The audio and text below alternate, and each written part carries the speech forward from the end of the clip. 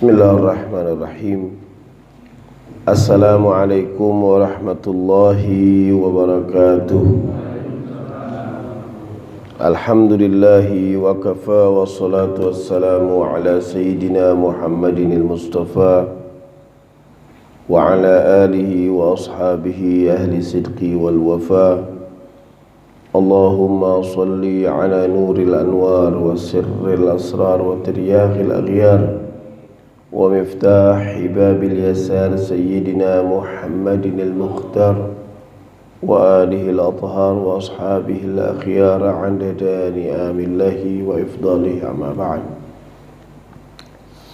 Jamaah sekalian, seperti biasa sebelum kita ta'lim, kita doakan juga guru-guru kita, para orang tua kita, para muallim kita, para kiai, para habaib yang mungkin kita pernah dengar ujangan beliau, atau guru-guru kita yang SD, yang SMP, sampai yang tingkat akhir diajarkan oleh beliau-beliau semua. Kita bacakan surah Al-Fatihah. Dengan membaca surah Al-Fatihah, kita bayangin dulu wajah-wajah mereka atau orang tua kita. Semoga dengan perantara kita belajar di sini, belajar ilmu Rasulullah sallallahu alaihi wasallam, beliau-beliau semua akan diberikan syafaat, dan yang sakit semoga Allah cepat sembuhkan, dan yang sudah wafat semoga Allah lipat gandakan kebaikannya dan dihapus segala kesalahannya. Ala hadhihi niyyah wa kulli niyatin salihah wa ila hadratin nabi al-Mustafa sallallahu alaihi wasallam. Al-Fatihah. A'udzu billahi minasyaitonir rajim. Bismillahirrahmanirrahim. Alhamdulillahi rabbil alamin arrahmanir rahim maliki yaumiddin. Iyyaka na'budu wa iyyaka nasta'in. Ihdinas siratal mustaqim. Siratal ladzina an'amta 'alaihim ghairil maghdubi 'alaihim waladdallin. Bismillahirrahmanirrahim. Jamaah sekalian, taklim kita mungkin berhenti sejenak ketika kita ingin masuk di bulan Rabiul Awal. Di mungkin hari Selasa ya mestinya, itu hari kelahiran Nabi besar Muhammad sallallahu alaihi wasallam. Tapi acara ini pastinya bukan acara maulid, bukan, tapi paling tidak para ulama-ulama di dunia itu kalau pengajian apapun, dia mau bahas tafsir, mau bahas fikih, ketika sampai di bulan Rabiul Awal sebagai penghormatan, paling tidak ada jeda waktu taklimnya itu untuk membahas bagaimana keagungan sifat-sifat Rasulullah sallallahu alaihi wasallam. Dan itu nggak pernah habis-habis. Sampai-sampai di dalam kitab Sintud Durar, dalam kitab Maulid Al-Habsyi, kalau di kalangan Jawa Timur dikenalnya Maulid Al-Habsyi. Sintud Durar, di akhir kalimat beliau katakan, Al-Imam Ali bin Muhammad Al-Habsyi, beliau katakan, fahasuna minni an umsika a'innatal aklam. Alangkah baiknya aku stop dulu tulisannya, kata umsik, amsaka yumsiku, imsak itu berhenti. A'innatal aklam, berjalannya ini pulpen fi hadzal maqam wa aqra as-salam ala sayyidil anam, untuk menulis kepada orang yang ketua Sayyidil Kaunain. Dia memiliki dua alam. Untuk kedudukan beliau, cukup bagi aku mengucapkan wa aqra as-salam ala sayyidil anam, untuk mengucapkan salam kepada beliau. Assalamualaikum, dibaca beliau. Artinya memang enggak pernah habis-habis berbicara tentang Nabi sallallahu alaihi wasallam. Makanya waktu di surah Al-Ahzab 21 ya. Ayat 21, ketika dengan jelas Al-Quran mengatakan laqad kana lakum fi rasulillahi uswatun hasanatun liman kana yarjullaha wal yawmal akhirah wa dzakarallaha katsiran. Itu sampai dijadiin buku, dari kata uswah aja bisa 7 jilid. Sayyid Kamal Al-Haidari itu bisa 7 jilid. Uswah, ngomong uswah doang. Kita ngomong uswah berhenti udah. Uswah apalagi selesai, dia sampai 7 jilid. Ya. Dulu memang ulama-ulama dulu luar biasa. Syekh Al-Hilli itu nulis buku namanya Minhajul Karamah,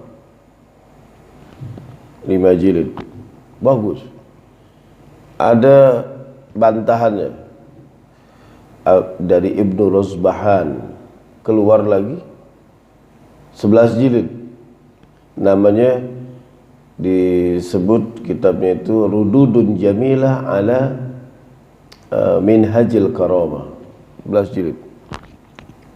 Buku itu dibantah lagi.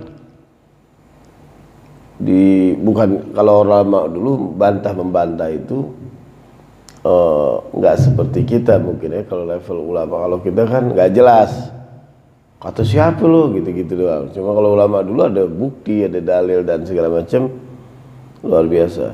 Keluar lagi kitab namanya dulu Minhajus Sunnah, dibantah lagi. Kitab ada namanya Al-Ghadir, sampai 20 jilid.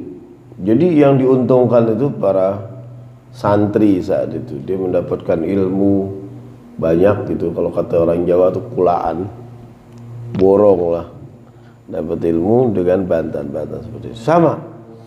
Jadi kalau kita melihat itu buku-buku besar betul, ada kata uswah doang itu bisa berjilid-jilid. Nah, Al-Quran juga begitu. Nah, pagi ini kita mau berhenti sejenak di ayat ini, laqad kana lakum fi rasulillahi uswatun hasanah.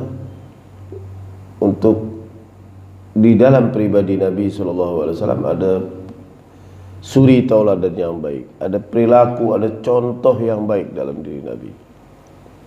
Kalau pembahasan uswatun hasanah ini dibahas di dalam peringatan maulid besar, wah, nggak bakal nyambung, karena ngantuk mungkin bisa jadi, karena sifatnya mendalam, karena yang hadir juga nggak semua orang yang muta'allim dalam arti ya awam semua yang datang. Awam dalam arti yang tadinya nggak ikut taklim bulanan pada ikut, kaget dengarnya juga, waduh ini ya, lama nih nggak lucu-lucu gitu. Karena ya malum lah masalah itu, pengen ngomong situ nggak enak memang, karena masyarakat kita nunggu itunya memang. Wah, jadi ukur baik dan tidaknya materi itu diukur, diserahkan ke awam sayangnya di kita. Kalau nggak bicara politik yang mendukung dia, nggak seru.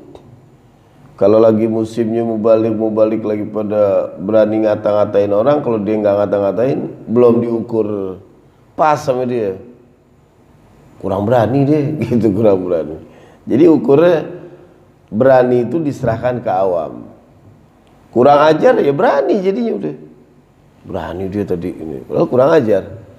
Atau melanggar etika atau melanggar kode etik dalam akhlak, itu berani lah ukurannya. Pokoknya bagus aja pokoknya. Karena baik itu ukurannya adalah sesuai apa yang dia inginkan. Itu letak kebaikan. Nasihat aja kalau nggak sesuai dengan apa yang kita maksud, bukan nasihat, malah sindiran. Sindir saya terus tuh. Bukan. Padahal bisa jadi bukan ya, adalah nasihat. Nah ini juga sama. Laqad kana lakum fi rasulillahi uswatun hasanah. Dalam diri Rasulullah itu contoh yang baik itu ada. Kalau bagi yang mau ambil contoh, Kalau cuman enak cuman dengar ceritanya Nabi, cuman ini ya udah sekedar itu doang. Makanya kalau tak ulama mengatakan kulman anta, itu siapa sebut diri ente? Diri Rasulullah tuh ada semua.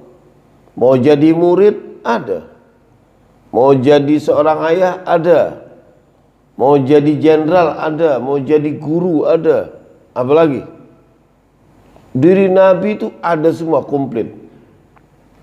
Dalam 23 tahun itu Nabi berdakwah, itu komplit dirinya ada semua.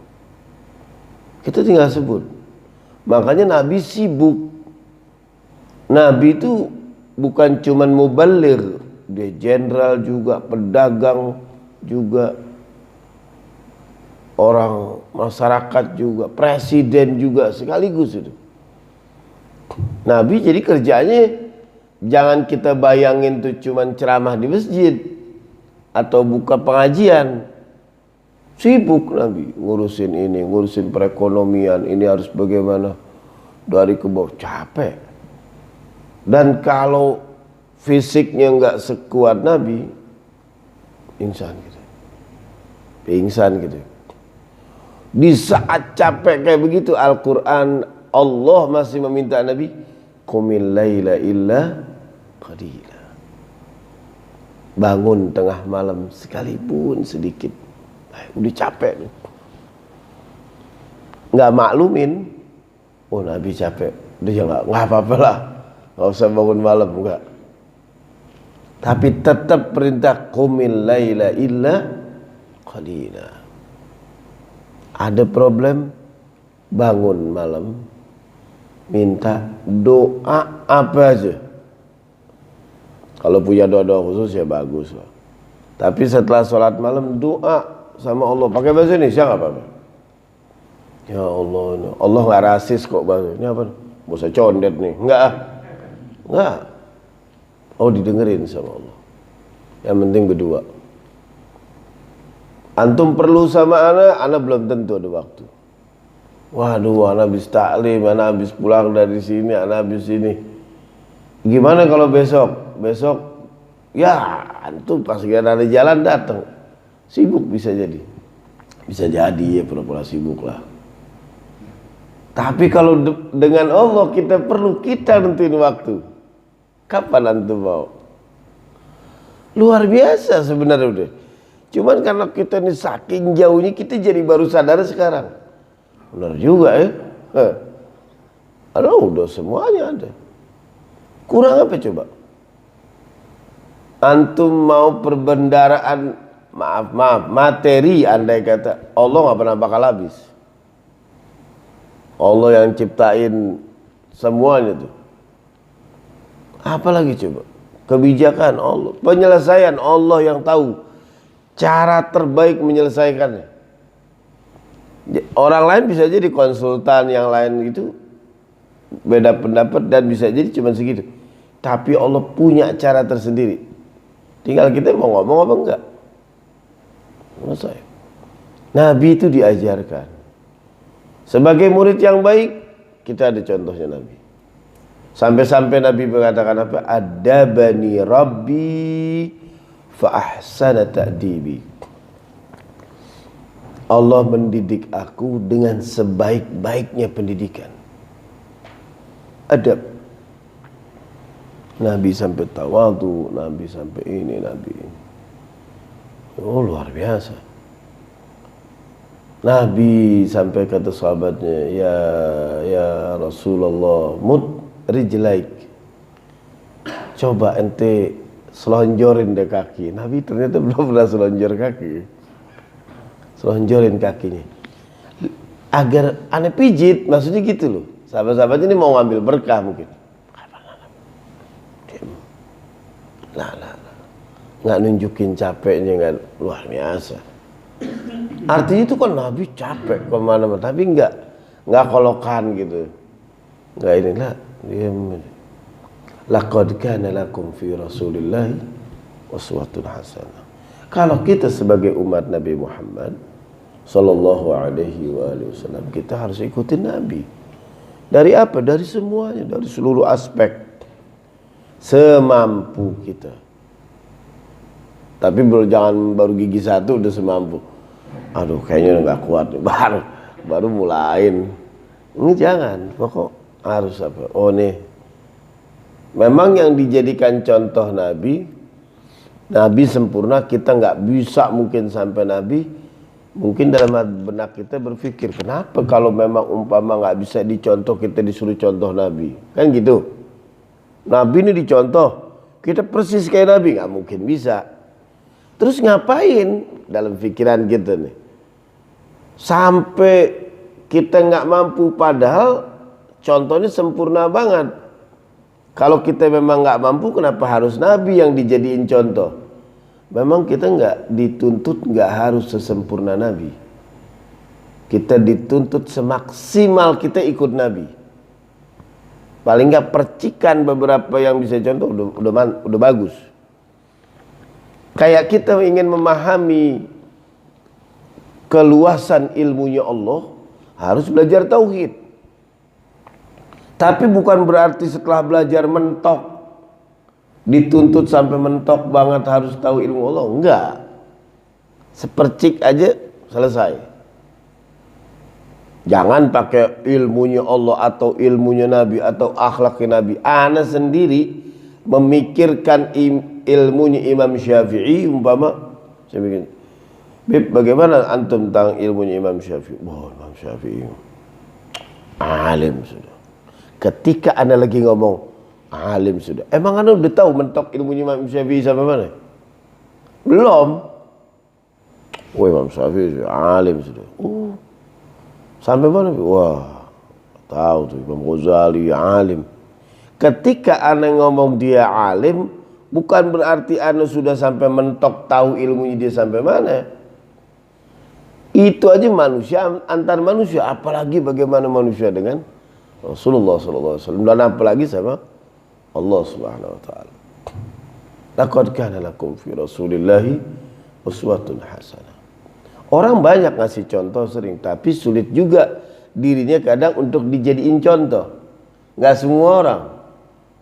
Nah, Rasul ini adalah pribadi yang bisa kita contoh. Kalau mau jadi umatnya Nabi Muhammad, contoh Nabi. Bagaimana akhlak beliau kepada Allah.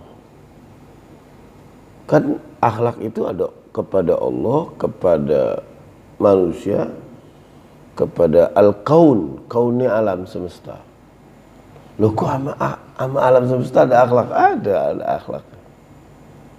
Luar biasa. Sama Allah harus ada akhlak. Ya, kalau dipanggil sama siapa aja, kalau mau balik-balik suka cerita gitu, harus tepat. Akhlak sama Allah juga begitu, harus tepat waktu, harus mendahulukan juga. Kalau di jalan aja kita lagi ada order penting, tiba-tiba ditelepon, pasti berhenti dulu di pinggir. Yang bikin sebel kita, nah kalau naik mobil sembarangan aja berhenti di mana? Yuk, Allah diberhenti, turun. Iya sebentar nih, berhenti dulu itu pakai itu. Ini panggilan Allah nggak pakai berhenti. Iya. Kalau saya dari Sawangan tuh naik motor, wah dikit lagi asar. Ya udah ke masjid dulu. Paling enggak melonjor dulu bentar sambil nunggu asar. Kan lumayan tuh 10 menit. Nah, lagi asal jangan ba'dal asar. Kalau ba'dal asar jangan tidur. Sebentar. Nah, udah habis gitu sholat, jalan lagi. Habis sholat seger, habis wudu, jalan lagi. Nggak tahu, mungkin ada yang sama Ana juga. Ana 10 menit tuh ngeliap gini, udah seger lagi jalan. Kalau yang satu temen bingung, nah heran 10 menit bisa tuh jalan lagi. Ya sebentar, yang penting nggak ngilangin itu doang. Atau di parkiran masjid tuh nyalain AC dikit, tiduran gitu. Kalau pakai mobil, kalau pakai motor ya di masjid. Nah, sebentar itu ketika dipanggil. Jadi ukuran akhlak kepada Allah tuh segera juga, dan adabnya juga harus ada. Ya, harus ada bagaimana segala macam Terus bagaimana? Jangan kita cuma istilahnya doang. Wah, ini sudah rubah. Manggil orang tua aneh sekarang udah abi, udah umi. Bukan itu yang diminta. Bagaimana kita menghargai ibu kita, bagaimana menghormati abah kita. Itu yang hakikatnya tuh di situ, bukan cara manggilnya. Atau bukan dari sisi pakaiannya aja. Nah, alhamdulillah koleksi gamis sudah banyak. Ya, buat apaan koleksi gamis kalau umpama nggak berpribadi kepada dia. Karena yang dilihat adalah akhlaknya pribadi Nabi yang ditiru. Bukan dari sisi luarnya, bukan dari sisi luar dia, akhlaknya bagaimana. Buat apa kalau udah pakai baju gamis, udah pakai ini udah dijanggut, udah dijanggutnya, terus sama orang gampang banget salahin orang. Makanya orang tuh belajar pelan-pelan dulu. Halaman 11 tutup dulu, kalau ada orang ngomong dengerin dulu, udah jangan komentar dulu, jangan ini. Kenapa? Ya sabar, belajar begitu memang. Cinta kepada Allah begitu. Bukan langsung kita udah merasa udah jadi wakil Tuhan. Oh, ini tongkat Tuhan udah di kita itu. Ya. Makanya kalau kata Ibnu Jalal bin Ar-Rumi dalam kitabnya Fih ma fih, ada dan di dalamnya tidak ada. Oh, itu kitab namanya gitu. Fihi ma fihi. Kalau menanam, kita nanam biji-bijian tuh, kita siram pelan-pelan,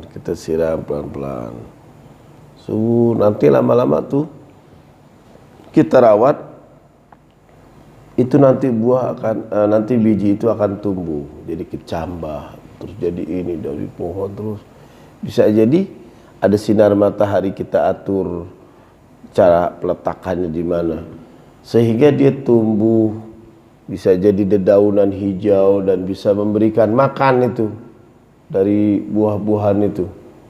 Tapi kalau umpama kita naruh biji di tanah, tiba-tiba taruhin air semuanya, mati nggak? Mati dia. Karena maunya instan. Dan matahari juga dari jauh tuh. Dari jauh, sedikit demi sedikit dia memberikan, dan bertahun-tahun memberikan sinar. Coba kalau matahari dideketin, angus semua tuh. Pelan-pelan. Mutiara intan permata itu juga dari gitu. Sebenarnya dari bebatuan biasa deh. Itu mutiara dan bebatuan itu dengan proses yang lama. Matahari bersinar, diresap oleh bumi yang panas berabad-abad, bertahun-tahun. Nah, itu dia matang tuh menjadi sesuatu yang bagus. Bukan spontan deh. Hidup juga begitu. Makanya biji-bijian disebut dengan habbah, terambil dari kata al-hubbu.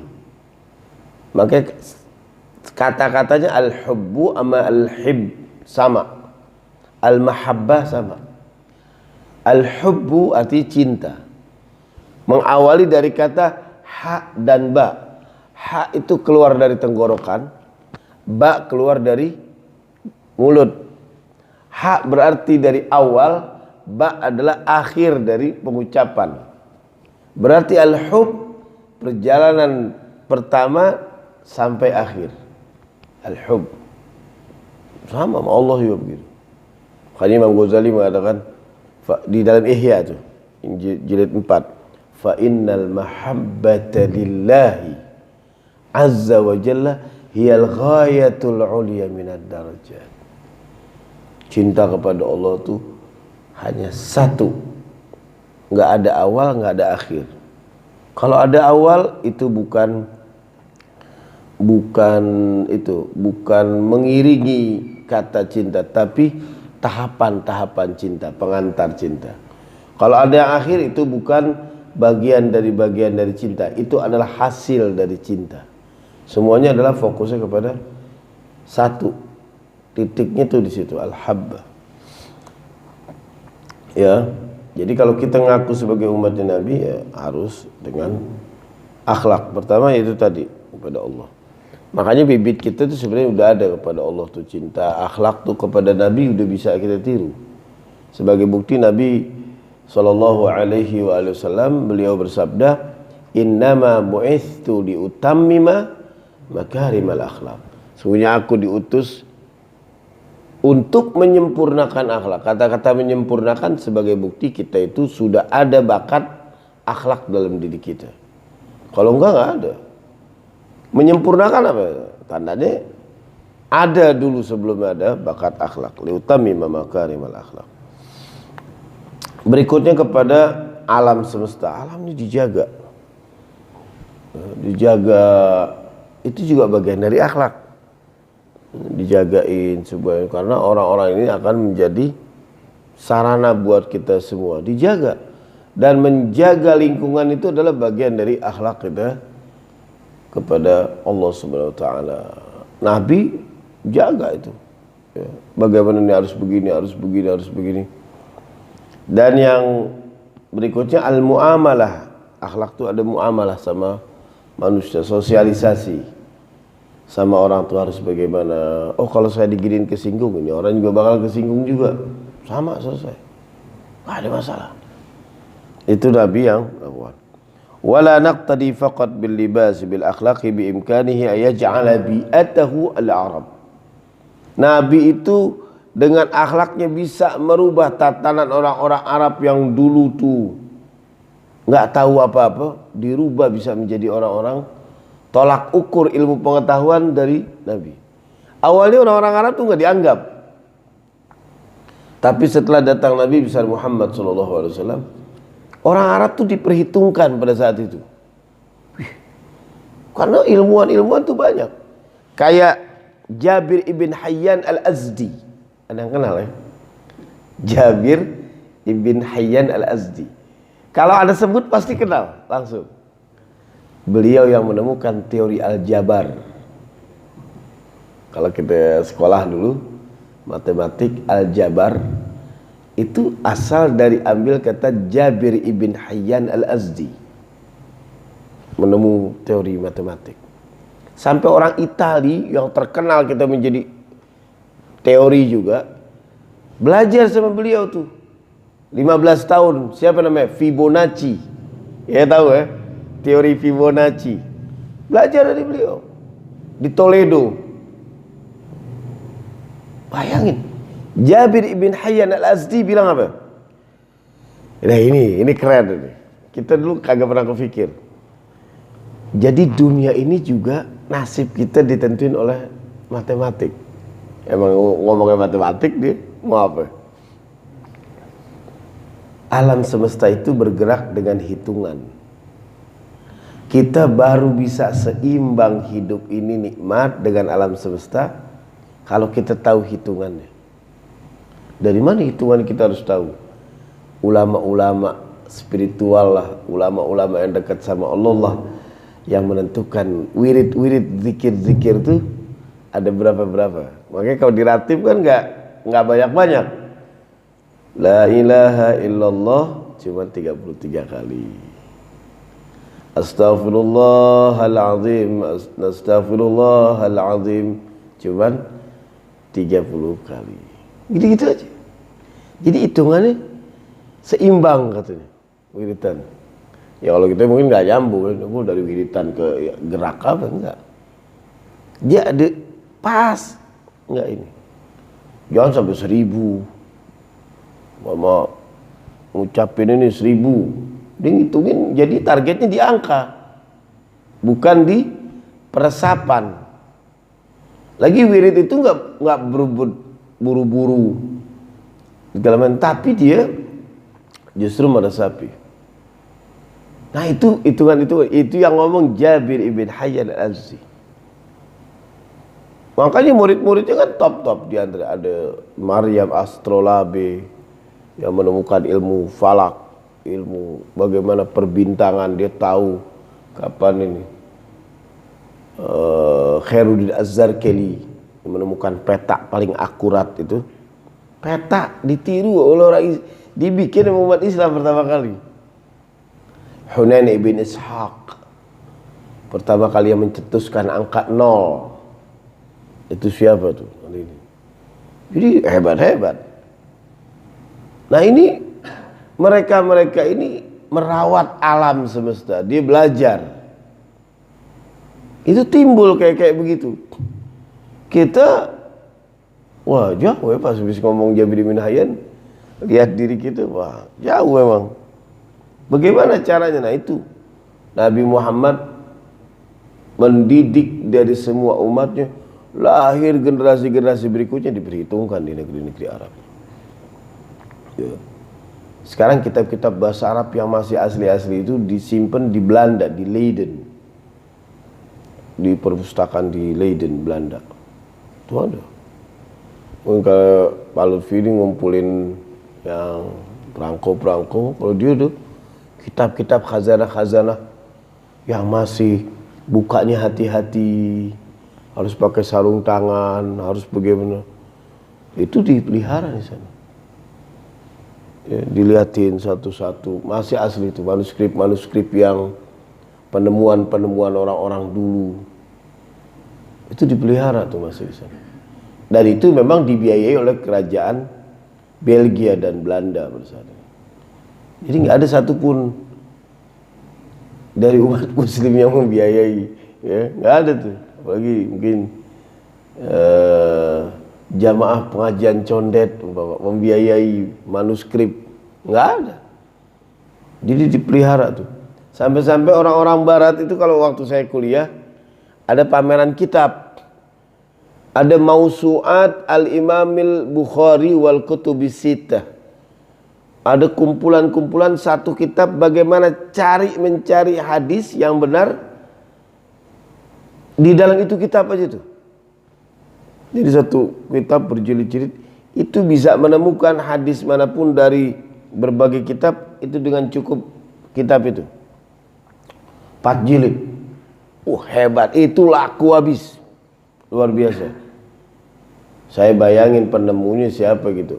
2 orang Belanda, 2 orang, pokoknya 2 orang Eropa tuh. Bukan Muslim, tapi dia tahu.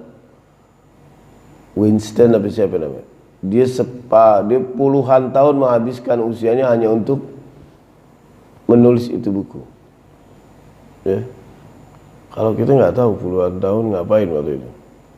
Tapi dia puluhan tahun bisa menghabiskannya. Waktu itu diantara kita lagi ngomong, itu dia dapat pahala kayak lagi ngomong diantara kita anak kuliah. Nah, itu dia. Jadi dia buktiin betul jelas banget. Dulu saya waktu kuliah, ya namanya kuliah, gagah-gagahan dulu. Kalau nyebut hadis an-nya itu sampai panjang banget. An ini. Hanya untuk memberi kesan, ya namanya sekali lagi mohon maaf, benar waktu itu belum dewasa mungkin, mohon maaf, hanya untuk memberi kesan kepada para pendengar mahasiswa saat itu atau pengajian ibu-ibu di kedutaan bahwa saya orang alim gitu. An itu perlu saya sebut, ya. An Ibni Mardaweh, An Ibni Zanjaweh, An Salman ibn Surat, An ini panjang sampai An Rasulullah sallallahu baru saya sebut. Gagah banget itu waktu itu. Dan memang harapan saya agar jamaah tuh yang di sampingnya sambil colek gini, ngangguk-ngangguk menandakan saya alim. Nah itu saya udah puas aja tuh. Dan saya nggak mikirin keterangan berikutnya, yang penting nah biar tahu nih gua alim. Dulu. Tapi dengan nambahnya usia, kayak nggak perlu deh, jadi malu sendiri gitu, ya malu sendiri. Ya Allah, dulu saya paling hobi ketika ada orang nyampein pendapat, mana itu dalilnya? Nggak ada itu dalilnya, nggak ada yang, nggak pernah ada hadis Nabi kayak begitu. Dan gemeter lawan saya, dan itu saya menikmati dia gemeter tuh, saya menikmati. Nah dalam hati saya biar tahu kalau ngomong sama saya itu jangan macam-macam. Tapi sekarang mestinya saya harus ngomong begini. Oh itu nggak ada dalilnya sepanjang yang saya ketahui.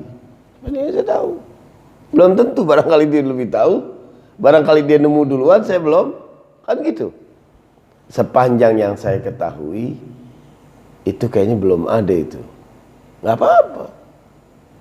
Sebagai bukti, barangkali di antara semua buku, tinggal beberapa titik nih, 4 titik, dia yang di antara 4 titik itu udah nyampe, saya belum. Selesai. Mestinya saya dulu ngomong begitu. Cuma ya Allah, malu gitu. Orang kaya itu, kalau kata Bill Gates, orang kaya kan Bill Gates orang kaya. Orang kaya itu kalau menunjukkan dirinya kaya dan khawatir orang lain nggak tahu kalau dia kaya, dia pakai pakaian bagus, jamnya yang bagus, pakaian yang cakep, datang. Saya nggak perlu sebut sama orang-orang tertentu yang kita udah kenal ya, dengan pakaian lengkap jutaan. Itu menunjukkan orang itu nggak pede kalau orang lain nganggap dia kaya, dia itu kaya. Jadi perlu dibuktiin dulu dengan apa? Dengan pakaiannya. Tapi orang kalau udah kaya dan tahu orang dia kaya, nggak perlu dibuktiin juga. Orang udah tahu dia kaya. Makanya Bill Gates kadang pakai jam-jam yang sport ya ukuran-ukuran jam yang karet tuh, yang itu dia nggak perlu, kadang-kadang nggak pakai jam, kadang-kadang apa segala macam. Kenapa? Karena orang lain udah tahu kalau dia kaya gitu. Jadi nggak perlu ada pembuktian. Nah orang sama yang alim juga gitu tuh. Kalau pakai nyebutin atau dia itu menunjukkan bahwa khawatir orang lain nggak tahu kalau dia alim. Kalau yang alim kan yang udah jam terbang banyak biasanya sebentar dia jemputnya. Karena lebih melihat dia efisiensi waktunya dibanding harus menyebutkan yang lain. Kalau menyebutkan yang lain, orang awam juga belum tentu nyambung. Saya umpama nyebutin nih, umpama Ibnu Rosbahan dalam kitabnya umpama gini. Yang pertama yang harus saya pikirin, jamaah saya nggak ada yang punya itu kitab. Yang kedua, andai kata punya, belum tentu dia pulang habis gitu ngecek. Dan yang ketiga, dibaca kitab apa kagak, bisa apa kagak. Dan yang lebih khawatir, apa yakin nanti jamaah itu nggak ada memberi kesan ujub, guru saya hebat ya, jadinya cuma sampai situ doang, kesononya nggak didengar kan gitu. Nah itu sama ketika Rasul Shallallahu Alaihi Wasallam dengan tawaduknya kepada Allah Subhanahu Wa Taala. Makanya dalam ayat dikatakan, walau kunta fazzan ghalidhal qalbi lan faddu min hawlik fabima rahmatin minallahi lintalahum. Dengan rahmat Allahnya kau harus berlemah lembut dengan orang-orang sekitar. Ngambut. Walau kunta fazzan ghalidhal qalbi lan faddu min hawlik. Kalau kamu keras hati, kamu kasar, dan faddu min hawlik, dia akan meninggalkan kamu semua. Iya, orang ada dua. Oh, ini ada sering gambarin. Orang ada dua. Ada yang ini saya kalau naruh begini, ini saya nih luka pakai gini nih, karena murahan mungkin. Kalau keringetan murahan jadi suka luka di ini. Baru ngerasain pakai kacamata nih luka baru ini. Jadi orang ada dua, ada keras hati, ada kasar. Ada omongannya kasar. Jangan. Dua-duanya jangan gitu. Ada orang yang kasar mulutnya, hatinya baik. Ada kan? Saya pernah sering cerita itu.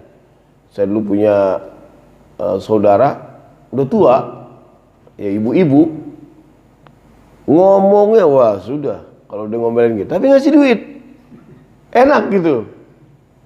Kalau kita udah duit, gitu dong, minta duit mulu, apa-apa. Kemarin tuh kemana, tapi ngasih. Wah gitu asik aja udah. Kita nggak dengerin omelannya tuh, duit yang penting. Wah iya. Terus dorong. Oh, Lu lagi datang. Kemarin udah kan, tapi ngasih. Ada orang yang kebalikan, mukanya senyum, hatinya kasar. Gimana? Aneh nggak bakal maafin dia. Janganlah, nggak bisa. Aneh diam aja. Aneh pokok tenang, nggak balas, tapi aneh nggak maafin dia. Kasar, keras hati nih. Allah meminta kita jangan begitu dua-dua. Kita jangan lagi ada kedua ini, kita nggak boleh milih. Kita justru harus mengatakan hati kita lembut dan perilaku kita juga baik. Coba jajal kata para ulama tuh, jajal seminggu deh begitu. Lama-lama kita jadi habit, kebiasaan. Antum pernah gak sholat sunnah nih dirutinin 3 hari, lama-lama nyambung. Nggak ngerasain tuh kagak ngerjain malah kagak enak. Habit, kebiasaan. Jajal seminggu tuh melakukan itu, lama-lama jadi habit, kebiasaan, nikmat betul. Kenikmatan yang dirasakan sama Rasulullah itu bukan lagi dia memiliki harta, tapi ketika orang yang diberikan oleh kita tuh dia tersenyum, itu paling nikmat. Coba dilatih gitu. Ini orang pas dikasih senyum, ya Allah. Kalau ada tuh mukanya tuh berubah ketika dikasih, terima kasih, itu nikmat betul. Ini saya kalau lagi cerita gini bukan lagi gambarin, wow Ustaz sih nyeritain diri, bukan. Karena emang sulit nyari contoh siapa, kita belum pernah ngerasain. Jadi yang tahu Anda ngerasain diri sendiri. Anda kalau lagi pulang tuh di mobil suka nggak tega ngelihat ada orang yang suka pakai apa tuh boneka-bonekaan ya. Iya mungkin gitu. Panas tuh. Ada yang pakai Spiderman apa segala macam. Dia lagi istirahat tuh sama anaknya.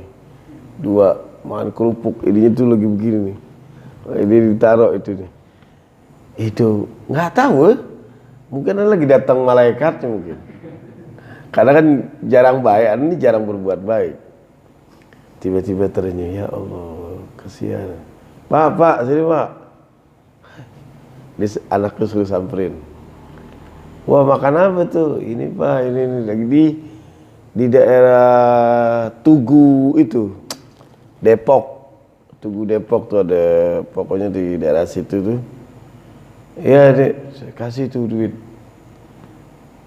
Mungkin dalam sejarah ukuran saya paling besar itu saya kasih itu. Mungkin dalam sejarah. Nih, ya Allah Pak, ya kira itu ngucapin bismillah, terima kasihnya berkali-kali. Dan setelah itu saya pulang, saya lupa kalau itu perlu juga buat yang lain. Tapi nikmat sepanjang itu saya senyum terus. Ya Allah, alhamdulillah. Itu nikmat. Saya sampai ketagihan lewat situ terus tuh. Berharap ketemu dia gitu. Tapi herannya kenapa dia terus yang saya incar ya. Cuman saya nggak tahu kenapa terenyuh ngeliat dia. Mestinya saya sama yang lain juga begitu. Tapi paling enggak lumayan ada satu itu. Saya bilang, udahlah saya menghibur dia. Paling enggak ada yang satu. Nikmat ketika ada orang, ya makasih itu, nikmat banget. Nah itu, nah Nabi itu nikmat tuh ngeliat ada orang-orang yang, kenikmatan Nabi bukan di saat merasakan dia apa yang dia miliki, tapi kenikmatan Nabi adalah ketika melihat orang itu berseri-seri wajahnya ketika diberi. Ya. Dan nggak usah pakai bubu belakangnya. Nih, lu udah kasih lu besok. Wah, jangan, enggak, tanpa pamrih. Fadhal antum ini. Ya. Saya aja dianggap baik karena saya pernah ceramah di Depok, dikasih ikan mas. Sekeluarga kadang durian ikan mas. Hah? Hidup. Cok taruh tuh di plastik. Bib, ini taruh di mana nih? Ya Allah. Kan emas. Bener-beneran sekeluarga ya dikasih. Ya di belakangnya taruh. Ini apa nih? Ini kan emas Bib. Ana pilihin buat antum. Oh masya Allah, masya Allah. Terima kasih ya udah. Sampai rumah saya lagi itu baru sampai belum ceramah udah dikasih gituan. Lagi acara maulid saya lagi mikirin. Itu ikan buat siapa? Saya lagi mikirin, ya Allah, ini gimana? Kan takutnya malam itu mati kan gitu. Ya Allah, buat siapa ya? Udahlah, acara selesai. Sepanjang pulang tuh di mobil lagi mikir siapa. Ya Allah, pernah saya dianterin sama Grab itu. Bayarnya pas banget itu. Jadi mesti kan agak dilebihin lah gitu. Wah, saya ingat. Kebetulan yang nganterin temen. Saya ke situ dulu aja. Kebetulan banget dia lagi nongkrong ngopi itu di situ. Habib, weh, dari mana nih? Mau ke rumah Pak Ang ngopi dulu situ. Enggak ada duluan. Ya, sini ya. Iya, kenapa? Habib? Ada yang bisa dibantu? Iya dong, perlu bantu. Apaan? Tuh angkatin itu. Masya Allah. Apaan nih, Habib? Ikan. Mau dibawa kemana, Habib? Buat antum. Hah? Ah, yang benar enggak serius? Enggak, buat antum tuh. Ada berapa tuh? Enggak tahu ada berapa. Ada 6 kali. Wah, Habib, udah gede nih. Habib, makasih ya. Wah, itu makasih luar biasa. Pulang sampai rumah WA baru saya baca, Habib, bukan 5, Habib, ikannya 16. Banyak banget. Dia bilang terserah dia mau diapain tuh. Jadi saya lihat tuh dia senyum luar biasa. Itu padahal saya lagi bukan berbuat baik. Saya lagi bingung mau ngasih siapa nih gitu. Mungkin nggak dihitung baik itu. Mungkin ya paling nggak orang tuh senang gitu aja. Kayaknya udah terang ya. Kita sebenarnya ini bukan pengajian sih, cuman kita menggali dikit apa yang saya ingat tentang Nabi. Catatan juga asal-asal doang supaya nggak keluar-keluar. Dan setelah itu kita nanti insya Allah sama-sama kita amalkan. Dan syaratnya cuma 3. Saya tinggal menyebutin doang, nggak perlu dijelaskan. Siapa yang bisa meniru Nabi? Liman kana yarjullaha. Orang yang hanya berharap kepada Allah, keikhlasan, wal yaumal akhirah. Orang-orang yang mempersiapkan dengan datangnya kematian atau hari kiamat. Wa dzakarallaha katsiran, dan sering berzikir kepada Allah. Zikir artinya mengingat. Mengingat, zikir itu bukan cuma menyebut tapi mengingat. Ya, kita udah pernah bahas, bukan cuma nyebut tapi mengingat. Kalau cuma nyebut doang, beo pada bisa. Burung-burung lain bisa, tapi ketika mengingat dia ada kenangan, ada kesan. Nah, kita gimana kesan sama Allah? Ketika lagi menyebut berbarengan mengingat kesan-kesan yang diberikan sama Allah, itu baru namanya zikir. Kalau cuma menyebut subhanallah, subhanallah, subhanallah, subhanallah, atau Allahu Akbar, Allahu Akbar, Allahu Akbar, itu cuma target banyak aja. Tapi kalau Allahu Akbar, Allahu Akbar, Allahu Akbar, sambil membayangkan nikmat yang selama ini dikasih, itu baru namanya zikir. Wa dzakarallaha katsiran. Nah, jamaah sekalian, sampai di sini dulu. Insyaallah ada manfaatnya terutama bagi ana pribadi, dan insyaallah bagi kita pada umumnya. Ala hadhihi niyyah wa kulli niyatin salihah. Al-Fatihah. Bismillahirrahmanirrahim. Maliki yaumiddin. Shiratal mustaqim, shiratal ladzina an'amta 'alaihim. Silakan kalau ada yang mau tanya.